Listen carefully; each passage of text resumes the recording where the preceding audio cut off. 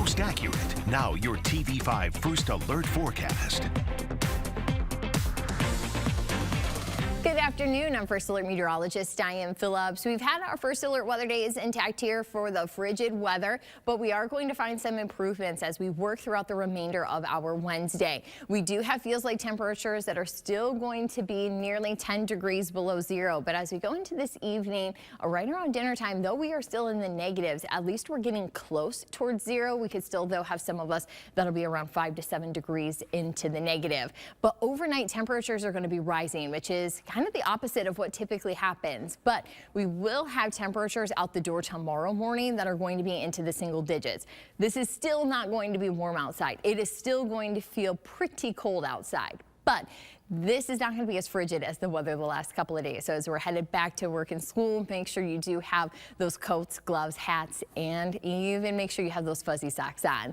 As we go into our Thursday evening, we still find wind chills that are into the single digits. And yet by Friday morning, I anticipate that we could have a couple of our communities dropping below zero, but we will find air temperatures are going to start to rise. Even lows tonight, we're going to be seeing those climbing. Though they start out around 10 degrees, we will find our highs on Thursday to be around 24. And thankfully, we stay into the 20s as we go into the weekend and early next week, even 32 by Tuesday. Normal highs would be around 29. So we're at least getting close to where we should be at this point in January and even as we get closer to February. But as the cold starts to lift out, snow starts to fill in those blanks. So we will have a weak system that comes in.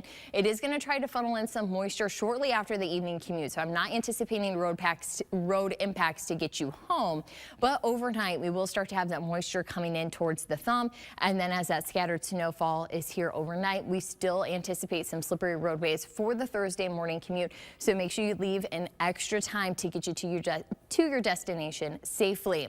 As we go throughout the day on Thursday, because the system is so weak, it is going to be coming into pieces. So we still will have some scattered snow showers, but because it's so broken, our accumulations are not necessarily going to be large. The bigger impacts is just going to be slippery roadways rather than looking at a map with large numbers. So 1 to 3 inches.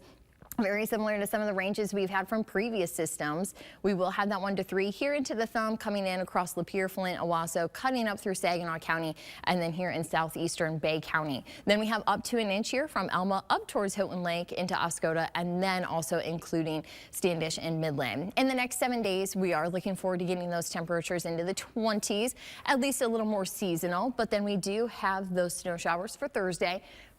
On Friday, we do have some high pressure nearby, hoping for a moment of some sun, but we have another weak system for the weekend that is going to bring us a couple of snow showers on Saturday, but we are still going to be looking at the chance for at least a little bit of sun going into next week. Stay with WNEM TV5 on air, on the go, and online for more news and weather updates.